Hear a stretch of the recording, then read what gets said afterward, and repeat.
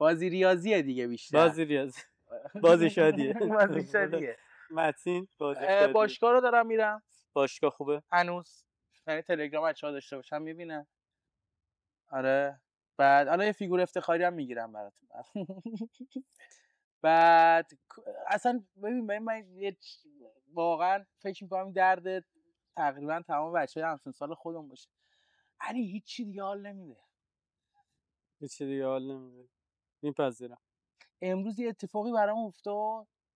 بعد فهمیدم که واقعا هیچی دیگه برام حال نمیده.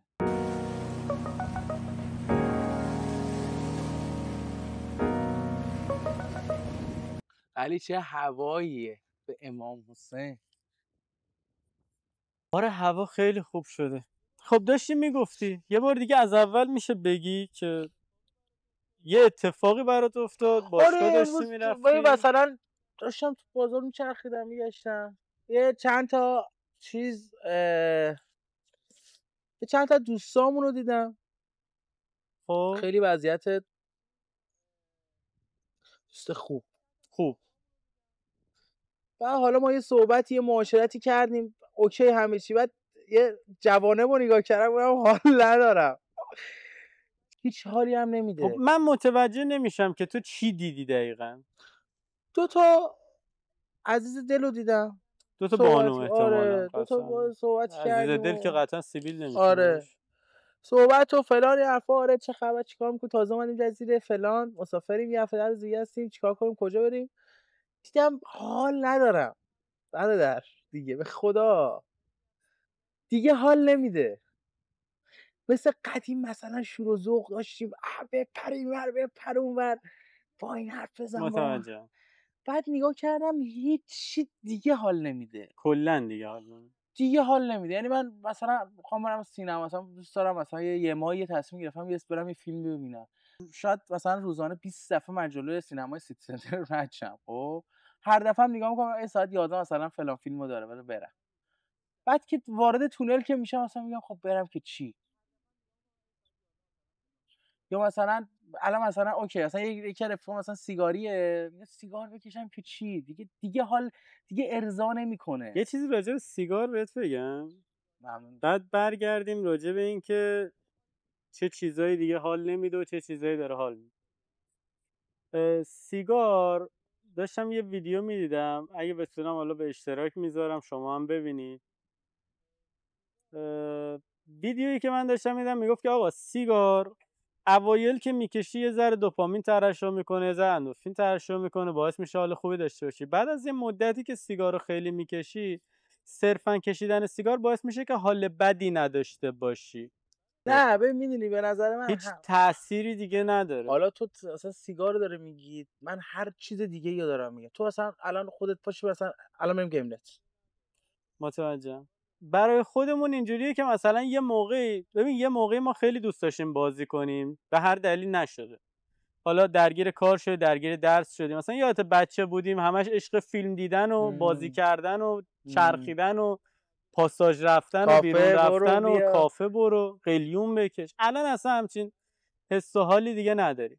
تو اگه اون موقع بهت میدادن حال میکردی باش. الان بهت بدن من و تو شاید توی ماه 2 بار بیشتر نریم. آقا الان واقعا به نظر من فقط باشگاه.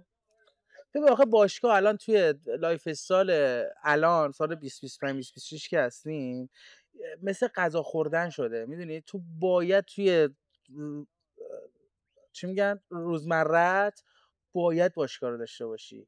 باید مثلا یه سری کارا بکنی مثلا نهار خوردن میمونه باید انجام بدی.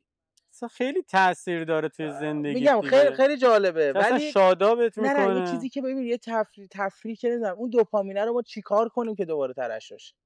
میدونی دوپامینه دیگه صفر شده. اون مورفین دوپامین نمیده دیگه چیکار کنیم دیگه.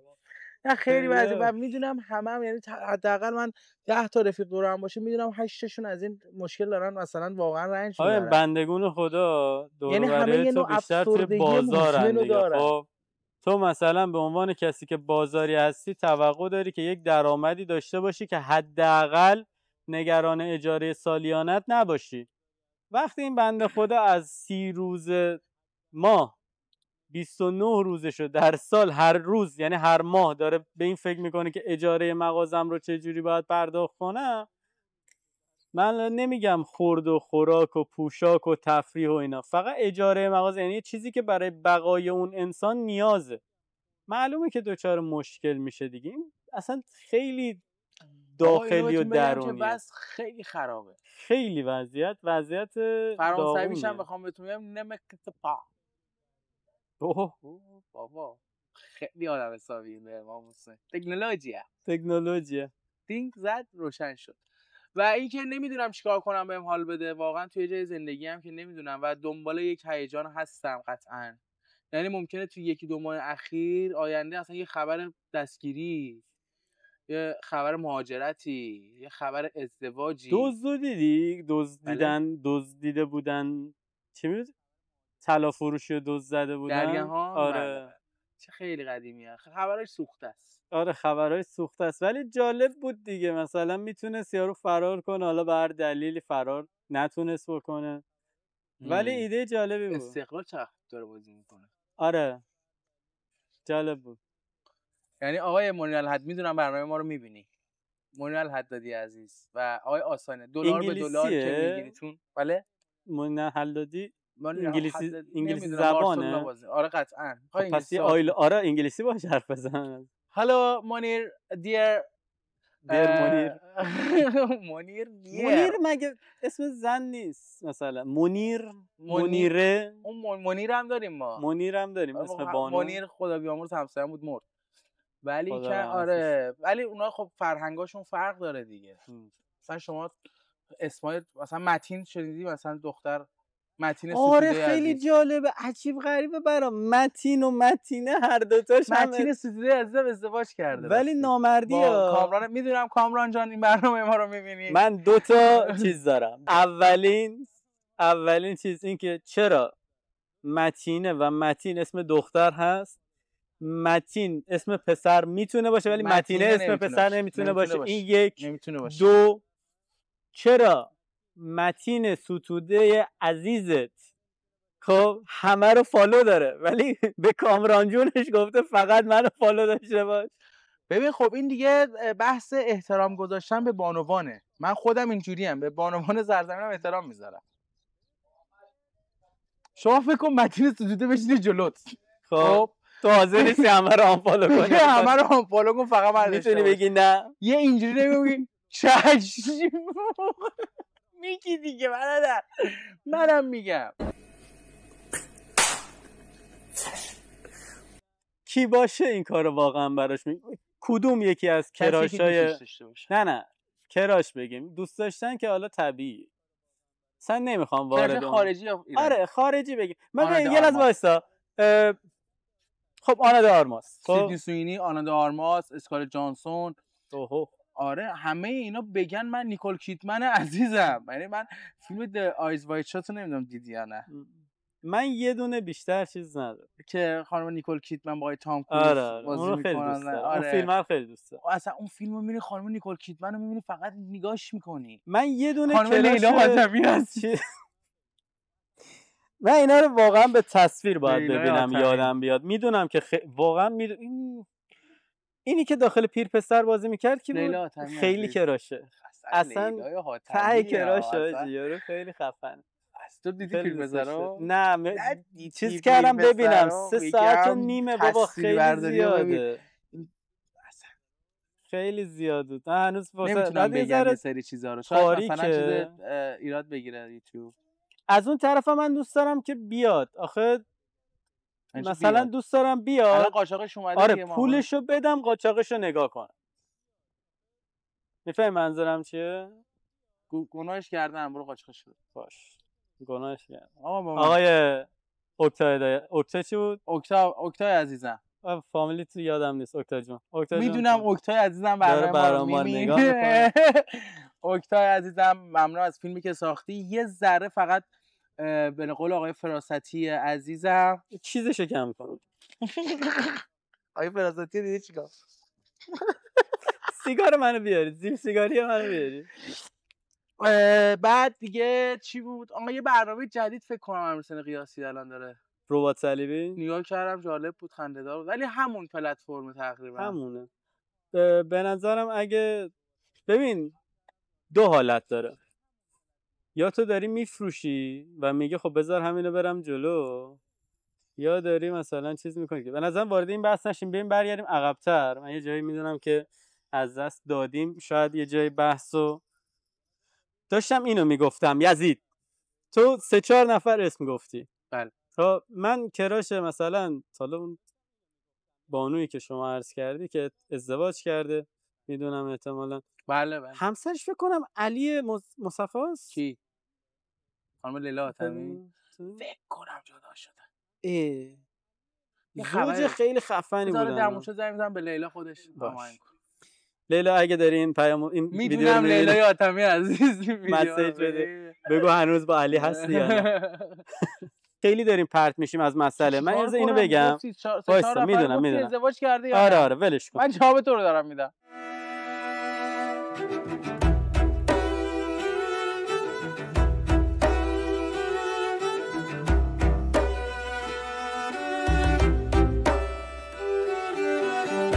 داشتی میگفتی تو یه بحثی گفتی اصلا من میخواستم برگردیم به همون. خیلی خوب شد که گفتی.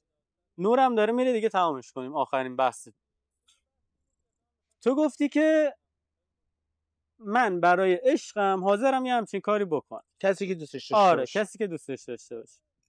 خب ببین از نظر من رابطه ای اول پیروزه که 2 طرف است. یعنی تو هر چقدر یک طرفه یک نفر دوست داشته باشی به نظر من جواب نمیده. هر دوی اون 2 نفر، هر 2 نفر باید در کنار هم و با هم یه شرایطی رو ایجاد کنن که هر دوتاشون بتونن راحت با صلح در کنار هم زندگی کنن. لزوما همیشه صلح نیستا. متوجه هم هستی؟ نمیخوام زیاد مثلا عجیب غریبش کنم. اینجاشه که آقای شادمر عقیلی میگه با کی میجنگی عزیزم؟ من ببازم تو نبردی. خب تموم شده. و وقتی که تو داری با یه نفر دیگه زندگی میکنی یه سری چیزایی تو باید کوتاه بیا، یه سری چیزایی اون خود به خود کوتاه میاد. خب اصلا من به نظر من معنی دوست داشتن یعنی این که شما یه سری کارا رو به خاطر یه نفر دیگه انجام بدی. یعنی چی؟ یعنی که من میخوام الان برم مثلا با علی امروز یوتیوب فیلم برداری داریم، از یه سری تفریحاتم که شاید خودم برم بزنم. اصلا نه میخوام بریم، من کسی که دوستش داشته باشم و دوستم داشته باشه بهم زنگ بزنه علی رو کنسل میکنم. خب چرا؟ چون میگم خب من اینو دوستش دارم، میدونی احترام برای طرف قائل، میخوام از خودم بزنم برای تو بذارم. ولی این نباشه که مثلا دیدی مثلا خانوما میگن که نرو سر کار، مثال بعد میگه که خب باشه مثلا چرا نرم سر کار. این نه میخواستم ببینم مثلا به خاطر من نمیری یا نه. تو اگه میگفتی نمیرم میگفتم برو. این کسخلی. چرا مثلا آقا اگر نه اصلا این چه دنیای دخترها یه دنیای دیگه است. خیلی دنیای متفاوتیه. یعنی بعضی وقتا شما انگار دارید برای اون دختر صدتو میذاری، تو خودت پیش خودت میدونی که دارم صدمو میذارم، تو خودت پیش خودت میدونی که من به خاطر این به کسی دیگه صحبت نمیکنم، فلان نمیکنم، بیسار نمیکنم. ولی وقتی این قضیه اذیت کننده میشه، حالا چه دختر به پسر چه پسر دختر، اون نفر روبرویی نتونه جوابگوی نه یه سری رفتارا باشه. مثلا تو من این رفتار رو دارم در قبال علی انجام میدم، توقع دارم علی هم مثلا یک حرکتی که من دوست دارم انجام، چون من حرکتی که دوست دارم علی دوست داره دارم انجام میدم دیگه. میدونی من توقع دارم توی رابطه احساسی 50-50 آره نه 60 اصلا میگم نه 70 نیست. میدونی یه دفعه شما یه دفعه خالی میکنن چه پسرش چه دخترش، یعنی دلتون میذاره. همون اشتباه است. میدونی که اولش داشتیم صحبت میکنیم راجع به موسیقی، همونه. شما اگر به یه نفر خیلی توجه کنی، بعد نمیدونم چرا دور زمانه اینجوری شده، شما به هر کی بگی آقا من از تو خوشم اومده، دارم به توجه میکنم، به اهمیت میدم، اون از تو دورتر میشه. خیلی عجیب شده برا من واقعا. خیلی واقعا این نوع روابط که الان خیلی مد شده. خیلی خب یارو مثلا میدونید دختر پیش خودشون چی فکر میکنن، مثلا یه دختری که میاد دایرکت شما مثلا به عنوان دختر اومده دایرکت پسر، خب شما اگه تحویلش نگیرید اون بیشتر اصرار داره که بیاد. میگه همه دارن التماس منو میکنن، این کیه که داره خودشو برای من میگیره؟ میدونی یه ایدئولوژی اینجوری اومده. حالا شاید یارو آقا تو رابطه است، تو هر چیز، تو داستانهای خودشو داره، ولی این که اهمیت میدن و فرار میکنیم و فاصله میگیریم خیلی اشتباهه دیگه. به نظرم اشتباه اصلا. بعد سمت اون آدمی که درسته نمیرن، میگن چرا مثلا اون آدم خرابه میاد سمتمون، یا مثلا میدونی منظورم باز چیه؟ میشه بحثه همون موقع من که آقا شما 3 بار 4 باری برای یه نفر میتونی صدتو بذاری، دفعه 5م 10 هم نمیذاری، 100 نشون میدی ولی 10 هم نمیذاری. حالا داستانی که هیدو هدایتی داشت داخل مصاحبهش میگفت که آقا قداست داره و راجبش حرف نزنیم، اشاره داشت بیشتر به علیزیا. مثلا علیزیا وقتی از یه مهمون داره میپرسه که عشق از نظر تو چیه؟ پارتنر خوب به نظر چجوریه؟ میگفت ببین یه سری چیزا برای من و پارتنرمه، من نباید بیام اینو توضیح بدم بگم من اینقدر خوشبختم چون دارم این کارو میکنم. یا مثلا تو اگر حقیقی باشی در زندگی خودت حقیقی هستی دیگه. لازم نیست بیای بگی من مثلا آدم جذاب و خوبیم، یا مثلا من همیشه پارتنرم حواسم هست، یا من همیشه مثلا علیو کنسل میکنم به خاطر پارتنرم. اصلا به دل نگرفتم علیو کنسل. منظورم اینه که به هر حال تو باید اینو نشون بدی، گفتنش که نیست. درسته شاید 10 تا دختر الان من منظوری خاصی ندارم اگه میگم، اما مثلا منظورم اینه که اگه مثلا 10 تا آدم، پسر دختر هر کس، شاید 10 تا آدم الان بیان خب و برگردن بگن آره ما برای پارتنرمون این کارو میکنیم، اون کارو میکنیم، از این میزنیم، از اون میزنیم، ولی در حقیقت اصلا شاید این نباشه. شاید به قول تو داره 100شو اینجا میگه که من این کارها رو میکنم، ولی نتونه 10ش هم ارائه بده. یه موقعی هستینا تو نمیخوای مثلا 100 باشی، یه موقع است تو نمیتونی 100 باشی. اینا رو با هم اشتباه نگیریم. اونی که نمیتونه به هر دلیلی شاید واقعا نمیتونه، اونی که حالا نمیخواد و باید ببینیم چرا نمیخواد. ولی در کل به نظر من ویو گرفتن از این داستان، مثلا حرف زدن راجع به روابط و اینا اشتباهه. آخه صحبت هم نکن نمیشه برادر. آقا درد به خدا درده. شما نگاه کن چند نفر الان افسرده شدن سر رابطه چون مراقب نبودن. میدونی چی میگم؟ ازدواجای بی موقع، ازدواجای بی خودی، چقدر طلاق تو خودمون، تو رفیقای خودمون، تو اکیپ. من کسی بودم که تا 2-3 سال پیش یه گاردی، تا 2 سال پیش که دروغه، تا 6 ماه پیش یه گاردی روبروی تراپیست داشتم، روانشناس داشتم. با دیوونم مگه پوشم برم مثلا پیش تراپیست، برم پیش روانشناس برم؟ ولی الان توی جایی قرار گرفتم توی زندگی که الان موندم میگم خب من الان باید چی بگم، کجا برم حرف بزنم. میدونی تو چون مثلا اومدی صحبتاتو مثلا 5 سال پیش 10 سال پیش به یکی کردی، 3 سال بعدش میگن مثلا خبر خودت که بین 2 نفر بوده در میاد. ولی تراپیست راهنماییت میکنه، میگه کجا برو، چیکار کن، چیکار نکن، حرف بزن با من. چون خیلی معقوله عجیبیه به نظرم. ما باید کم کم خداحافظی کنیم ازتون و داستان تراپیست و داستان تراپیست خودم و داستان تراپیست که سینا شاید رفته یا نرفته. من تراپیست تلفنی داشتم. آفرین، تلفنی هم خود. من داستان تراپیستامو و سینا هم داستان تراپیستش رو دفعه بعدی تعریف می‌کنم. خنده‌دار رو بگم. و آخرین حالا یه رابطه جدی من داشتم، همه حالا فکر کنم بدونن. من 6 سال تو رابطه بودم. به خاطر صدا با ببندیم. آخریشه بگم. بگو. 6 سال من با نه تمام. نه 3 دقیقه. تمام. 6 سال با یه نفر توی رابطه بودم من به صورت خیلی جدی. آخرین دیالوگی که با هم داشتیم، آخرین حرفی که با هم زدیم، برای من پیج یه روانشناس رو فرستاد، گفتش برو خودت به تراپیست معرفی. داستانه هست میگه که رفتم به تراپیستم گفتم اینجوریه، تراپیستم گفت جدا شو. بچه‌ها مرسی که تا این جای برنامه ما رو همراهی کردید، امیدوارم لذت برده باشید. سینا خداحافظی کن. سینا باشه یه دقیقه میخوام سیس خداحافظی بگیرم. فیگور بگیری؟ آره فیگور افتخاری. خیلی خوشحال شدم که امروزم با ما بودیم. دمتون گرم. Thank you. خداحافظ.